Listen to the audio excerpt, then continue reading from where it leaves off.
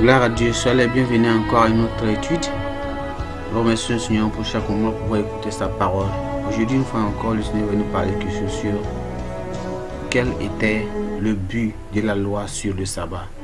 Pourquoi le Seigneur a institué le sabbat? Pourquoi le Seigneur veut nous parler? Pourquoi vraiment le Seigneur a voulu instituer le sabbat aux enfants d'Israël? Père, nous te remercions, nous te glorifions encore pour cette parole. Donne l'entendement et la compréhension et aide-nous à ne pas être ignorants. Merci Seigneur car tu nous as exaucés. Au nom de Jésus, nous avons prié. Amen. Aujourd'hui, je parle sur quel était le but de la loi sur le sabbat. Quel était le but de la loi sur le sabbat? Voyons que Dieu a donné la loi et il voulait que les enfants d'Israël comprennent le but de cette loi. Qu'ils obéissent et aussi faire comment et la suivre. Parfois, lorsque vous avez une loi ou un commandement et que vous ne comprenez pas selon ce que le Seigneur dit, ce qu'il veut que vous fassiez, la responsabilité, à la suite de cette loi, vous ne pourrez pas accomplir la volonté de Dieu et même plaire à l'Esprit du Tout-Puissant. Donc, la Bible nous a dit quelque chose ici. Les pharisiens ne comprenaient pas pourquoi le but de la loi sur le sabbat. Alors le Seigneur Jésus-Christ les a demandé quelque chose. Il les a dit dans Marc chapitre 2, le verset 25. Il les a dit, Jésus leur répondit, n'avez-vous jamais lu ce que fit David lorsqu'il fut dans la nécessité et qu'il eut faim? Lui et ceux qui étaient avec lui, comment il entra dans la maison de Dieu du temps du souverain sacrificateur Abiathar et mangea les pains de proposition qu'il n'est permis qu'aux sacrificateurs de manger et en donnant même à ceux qui étaient avec lui. Voici ce que le Seigneur donnait aux pharisiens à cause de leur ignorance et de leur mal interprétation, ce qui concernait le but du sabbat. Alors, le pain de proposition était un instrument sacré. C'était un pain frais qui était placé le lieu saint, la partie médiane du tabernacle. C'était un symbole de leur offrande au Seigneur et seuls les prêtres, c'est-à-dire les sacrificateurs, pouvaient en manger. Cependant, David et son armée, quand ils étaient partis à la guerre, ils ont rentré là-bas, ils étaient affamés. Mais ils n'étaient pas des sacrificateurs, mais des gens ordinaires. Mais au moment de leur faim, on leur a donné les pains de proposition à manger. Et Dieu ne les a pas condamnés pour cela. Ainsi, les pharisiens ne comprenaient pas le but de la loi de Dieu qui leur était donnée. C'est pourquoi Jésus leur dit dans Luc chapitre 10, le verset 26. Jésus lui dit, qu'est-ce qu'il est écrit dans la loi? Qui lis-tu? Qu'est-ce que tu lis là-bas? Chaque fois que vous avez de la confusion, des questions ou des doutes dans votre esprit, revenez à la parole de Dieu et vérifiez ce qui est écrit. Voici comment résoudre chaque problème et trouver une réponse à chaque question de la vie.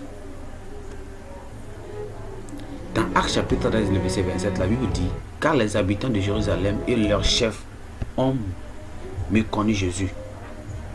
Et en le condamnant, ils ont accompli les paroles des prophètes qui se lisent chaque sabbat.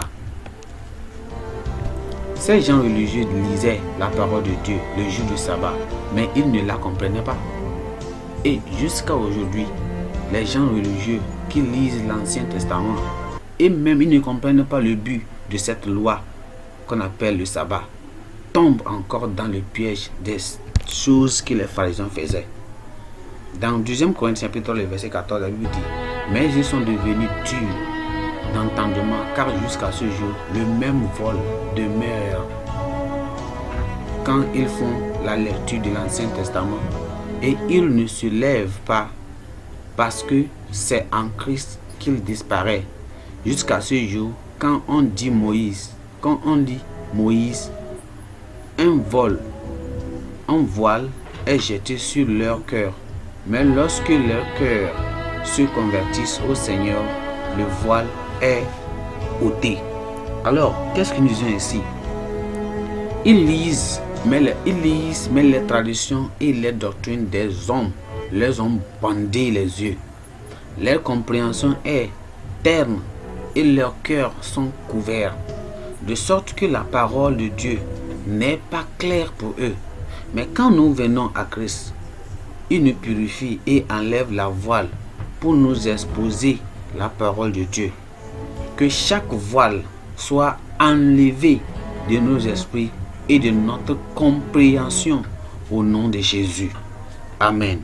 Alors, qu'est-ce que nous voyons ici encore? Nous voyons que Dieu a dit quelque chose dans Deutéronome chapitre 5, le verset 15 que voyez pourquoi Dieu a donné aux Israélites la loi du sabbat. Il a dit dans Deutéronome chapitre 5, le verset 15, il a dit: tu te souviendras que tu as été esclave au pays d'Égypte et que l'Éternel ton Dieu t'en fait sortir à main forte et à bras étendus. C'est pourquoi l'Éternel ton Dieu t'a ordonné d'observer le jour du repos. Le jour du repos. Le jour du repos, c'est-à-dire le jour du sabbat. Alors, l'observation du sabbat n'est pas une loi universelle. Comprenez cela bien. Elle était seulement spécifique à une nation d'Israël uniquement. Elle a donné aux enfants d'Israël le sabbat. Dieu a donné aux enfants d'Israël le jour du sabbat comme un signe entre lui et eux, afin que le jour du sabbat, ils se reposent de leur travail, de leur travail. C'est ça, c'était entre lui et eux. Non, aller à la synagogue, ils vont se reposer de leur travail. Dans ce jour-là, ils auront le temps à aller aux synagogues. La synagogue, c'était comme l'église, c'était un lieu de rencontre. Aller à la synagogue, au temple, pour attendre, pour écouter la parole de Dieu et apprendre et à aimer et à mieux connaître Dieu, ainsi que sa volonté, quelle est la volonté de Dieu et les dispositions faites pour eux dans le ciel. C'est pourquoi la Bible a dit dans Ézéchiel chapitre 20, le verset 20 que sanctifiez mes sabbats. Vous voyez non, que les sabbats soient saints, sanctifiez mes sabbats et qu'ils soient entre moi et vous un signe auquel on connaisse que je suis l'Éternel votre Dieu. Que je suis l'Éternel votre Dieu. Vous vous souvenez que le jour quand Jésus-Christ est parti dans le temple, il a dit quoi? Le Nouveau Testament, il a vu qu'ils ont dit ne faites pas de la maison de mon père un lieu de marchandises, parce qu'il vendait. Au lieu d'aller écouter la parole de Dieu et enseigner la parole de Dieu, il vendait là-bas, dans ce lieu. Alors, Dieu a mis à part le sabbat pour les enfants d'Israël, afin que les prêtres et les prophètes viennent devant eux et leur annoncent la parole de Dieu. Il voulait qu'ils observent le sabbat, afin qu'ils quittent leur champ, vous voyez, et entrent dans le sanctuaire, c'est-à-dire le tabernacle, c'est-à-dire dans les synagogues, pour entendre la parole de Dieu, pour écouter la parole de Dieu, la parole du salut, la justice de ce jour-là, selon Ésaïe chapitre 56, le verset 1. Alors, ils entendront la parole de Dieu et s'éloigneront du mal. Vous voyez ce que Ésaïe chapitre 56, le verset 2, le verset dit. Ésaïe chapitre 56, le verset dit. 56, le verset 2 dit: heureux l'homme qui fait cela et le fils de l'homme qui y demeure ferme, gardant le sabbat pour ne point le profaner et veillant sur sa main pour ne commettre aucun mal. C'était le but de ce sabbat. Venez écouter la parole de Dieu et faites ce que Dieu veut. Il ne doit pas aller au travail, aller et faire quelque chose. C'est ça. Et dans l'étude précédente où j'ai parlé, si quelqu'un n'a pas vu ça, vous pouvez écouter dans l'autre. Vous allez voir que j'ai parlé de quelle est notre pensée, nous qui sommes les enfants de Dieu aujourd'hui, nous les chrétiens d'aujourd'hui, nous les croyants du Nouveau Testament, et le sabbat. Quelle est notre disposition? Devons-nous continuer à dire on va faire toujours le sabbat, continuer à être le samedi à glorifier à l'église le samedi et dire que c'est le jour du sabbat, le jour du reste? Non. Jésus-Christ est venu, beaucoup de choses dans le Nouveau Testament ont été changées, beaucoup de choses dans le Nouveau Testament a changé, qui a mis le jour, le premier jour de la semaine en avant, en première position, plus que ce jour de sabbat. Ce jour de sabbat a été alterné, a été changé de devenir le jour du Seigneur, qui est le premier jour de la semaine, qui est le dimanche. La raison pour laquelle nous allons à l'église le dimanche. Alors, ils entendront la parole de Dieu, des promesses et des puissances de Dieu pour changer leur vie. C'était le but du sabbat.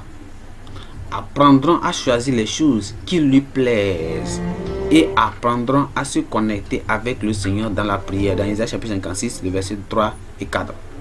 C'est aussi un jour pour amener d'autres personnes. Vous voyez les buts. Je suis en train de mentionner la raison pour laquelle le sabbat a été amené.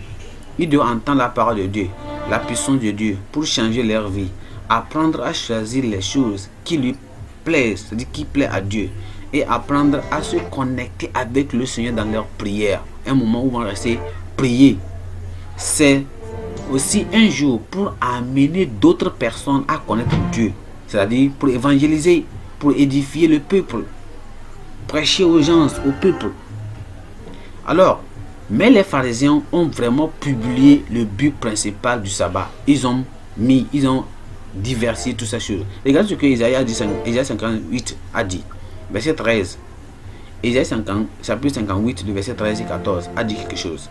Si tu retiens ton pied pendant le sabbat pour ne pas faire ta volonté en mon saint jour, si tu fais du sabbat tes délices pour sanctifier l'Éternel en le glorifiant, et si tu l'honores en ne suivant point tes voies, en ne te livrant pas à tes penchants, à de vains discours, alors tu mettras ton plaisir en l'Éternel, et je te ferai monter sur les hauteurs du pays.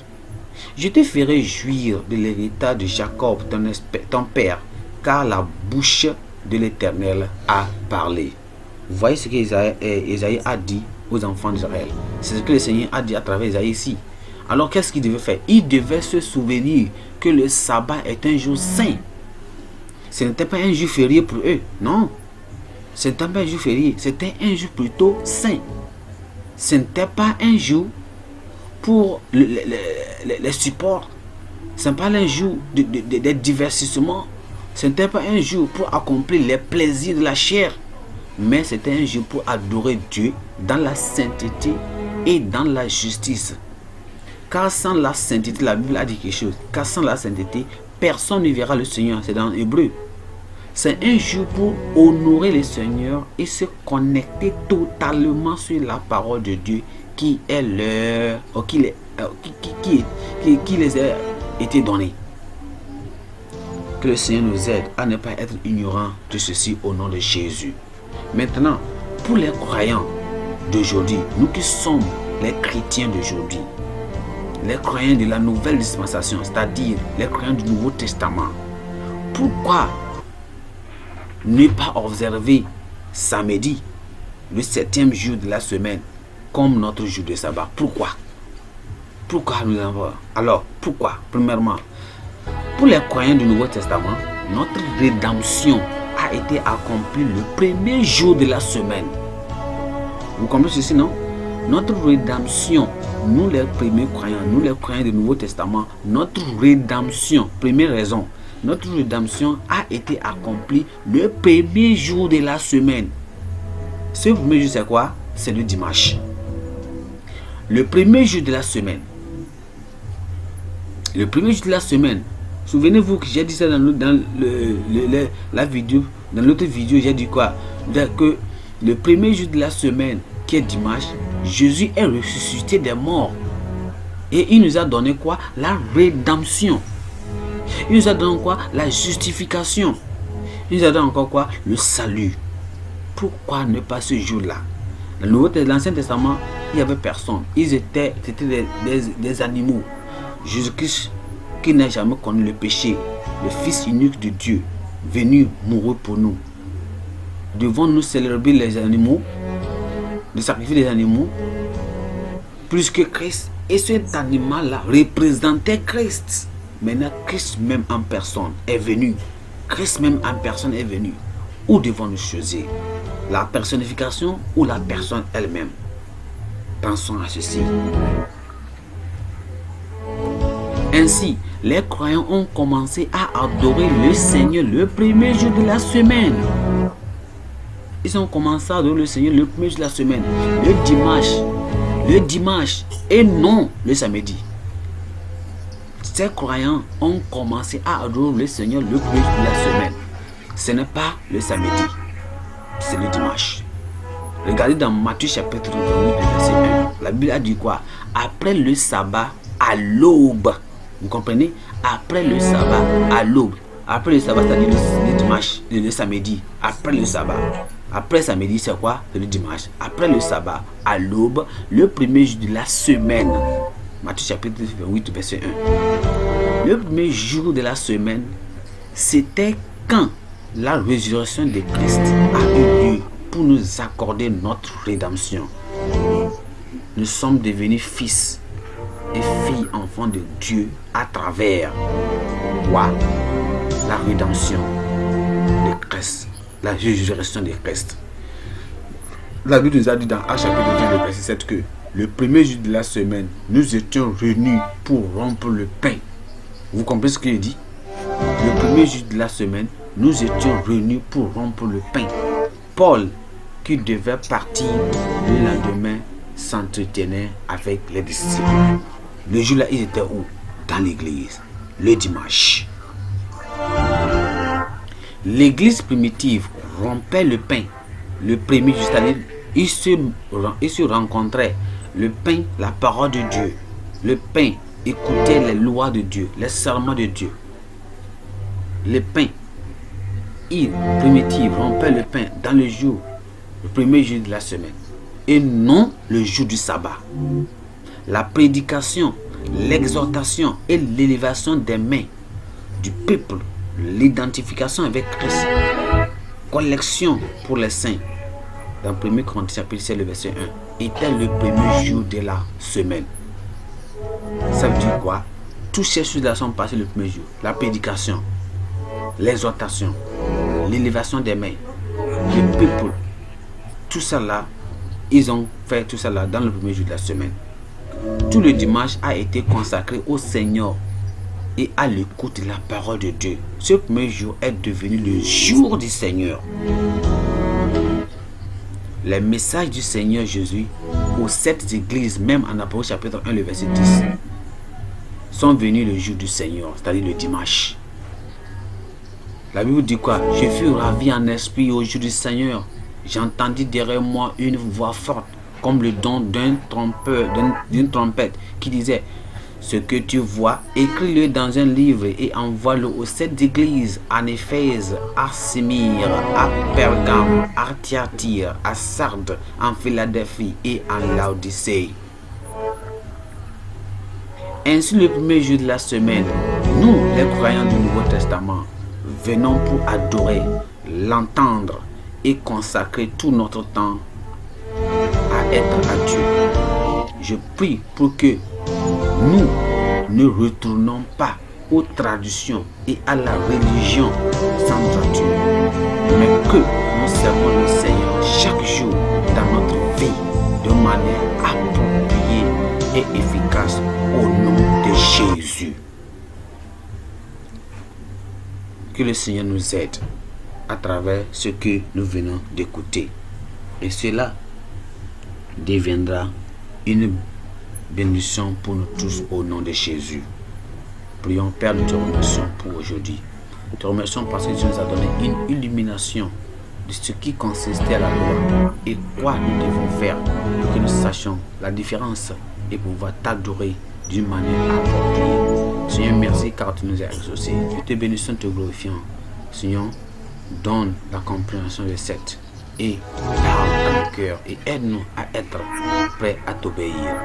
Merci Seigneur, au nom de Jésus nous avons prié. Amen.